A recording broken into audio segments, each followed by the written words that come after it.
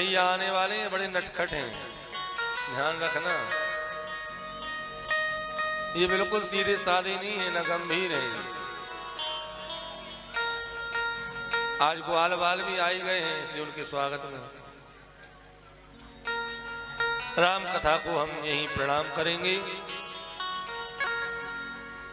चंद्रवंश का वर्णन करते हुए कि श्रीमन नारायण भगवान के नाभि कमल से ब्रह्मा जी हुए, ब्रह्मा जी से अत्रि, अत्रि से हुए चंद्रमा, यहीं से चंद्रवंश चला। चंद्रमा से हुए बुध, बुध से पुरु, पुरुरवा का विवाह उर्वशी से हुआ। इनके 6 पुत्र हुए, 6। आयु, श्रुतायु, सत्यायु, रय, विजय, जय। इन्हीं से पुरुवंश और यदुवंश दोनों चले। इन्हीं के वंश में आगे चल के हुए नहुस। नहुस के भी 6 पुत्र हुए, यति, अयाति, संयाति, आयति, रेयति, कृति। जो अयाति महाराज थे, इनके 2 विवाह हुए, देवयानी और शर्मिष्ठा से। दोनों रानियों से 5-5 पुत्र हुए।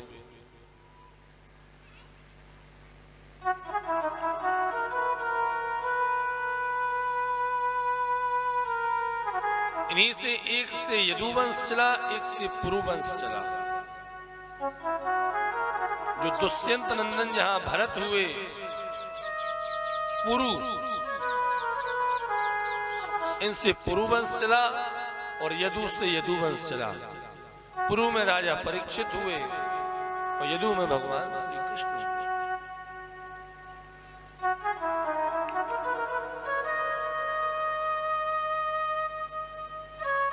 इसी यदुवंश में अजमीढ़ हुए, देवमीढ़ हुए, दीपमीढ़ के हुए सूरसेन महाराज। सूरसेन के हुए महाराज वसुदेव, एक नाम है इनका आनक दुंदुभी।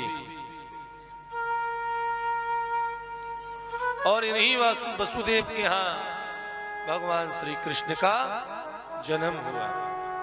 परीक्षित ने कहा, महाराज आपने राम कथा भी सूक्ष्म में सुना दी, अब कम से कम कृष्ण कथा तो बढ़िया सुना दो। तब विस्तृत सुनाई। बोले, मथुरा के राजा है महाराज उग्रसेन, बड़े धर्मात्मा राजा है, लेकिन इनके यहाँ दुष्ट संतान ने जन्म ले लिया, नाम पड़ा कंस।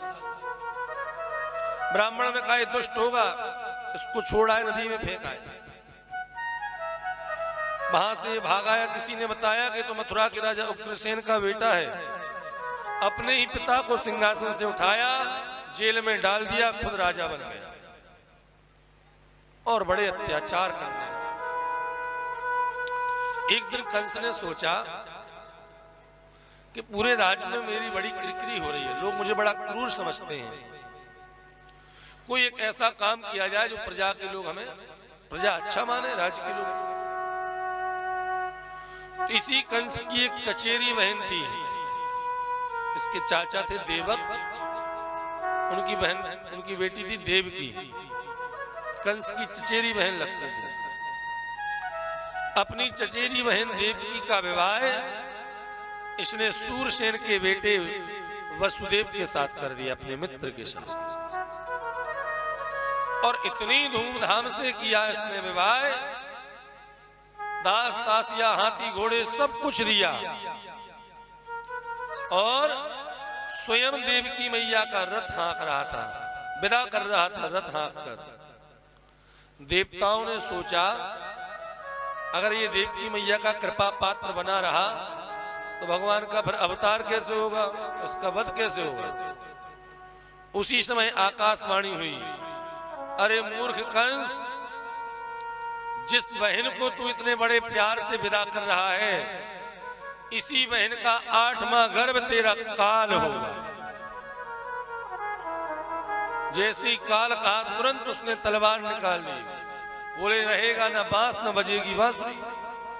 जब ये देवकी ही नहीं रहेगी तो इसका 8वां गर्भ कहां से आएगा। वसुदेव ने पकड़ दिया, बोले महाराज आप जैसे योद्धा और ऐसे शुभ समय में अपनी छोटी बहन का वध करेंगे, ये शोभा नहीं देता। कहने लगा तुम्हें समझ में नहीं आया, इसका 8वां गर्भ मेरा काल होगा। बोले 8वां गर्भ काल होगा ना तो हम ये आपको वचन देते हैं, जितनी भी संतान होगी मैं आपको ला करके दे दूं। बोले ठीक है, यही किया। कालांतर में जेल में डाल दिया। कालांतर में एक एक करके 6 संतानें हुई। जैसे ही पहली संतान हुई वसुदेव जी लेकर के आए, कहा महाराज ये पहली संतान हुई।